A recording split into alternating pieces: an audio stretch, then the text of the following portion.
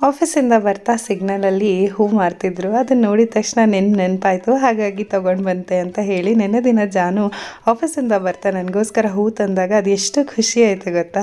ಮದುವೆಗೆ ಮುಂಚೆ ಆಗಿರ್ಬೋದು ಅಥವಾ ಮದುವೆ ಆಗಿದ್ದು ಹೊಸದ್ರಲ್ಲಿರ್ಬೋದು, ಈ ಥರ ಹೂಗಳನ್ನ ತಂದ್ಕೊಡೋದು, ಹೊಸ ಹೊಸ ಸರ್ಪ್ರೈಸ್ಗಳನ್ನ ಮಾಡೋದು ಎಷ್ಟು ಚೆನ್ನಾಗಿ ಅನಿಸೋದು. ಆದರೆ ಈಗ ನಮ್ಮದೇ ಲೋಕಗಳಲ್ಲಿ ನಾವು ಕಳೆದು ಹೋಗಿದ್ದೀವಿ. ರೆಸ್ಪಾನ್ಸಿಬಿಲಿಟೀಸು, ವರ್ಕ್ ಪ್ರೆಷರು, ಮನೆಯಲ್ಲಿ ನಾನು ಮಕ್ಕಳನ್ನ ನೋಡ್ಕೊಳ್ಳೋ ಬ್ಯುಸಿನಲ್ಲಿ ಈ ಥರ ಚಿಕ್ಕ ಚಿಕ್ಕ ಕ್ಷಣಗಳು ಎಲ್ಲೋ ಕಳೆದೇ ಹೋಯ್ತೇನೋ ಅನ್ನೋ ಥರ ಅನಿಸುತ್ತೆ. ಸಡನ್ನಾಗಿ ಒಂದು ದಿವಸ ಈ ಥರ ಹೂ ತಂದುಕೊಟ್ಟಾಗ ಎಷ್ಟು ಚೆನ್ನಾಗಿ ಅನಿಸುತ್ತೆ ಅಂದರೆ, ಹಳೆಯ ನೆನಪುಗಳು ಹಾಗೇ ಕಣ್ಮುಂದೆ ಹಾಗೆ ಮೆಮೊರಿ ಈ ಥರ ಫ್ಲ್ಯಾಶ್ ಆಗುತ್ತೆ.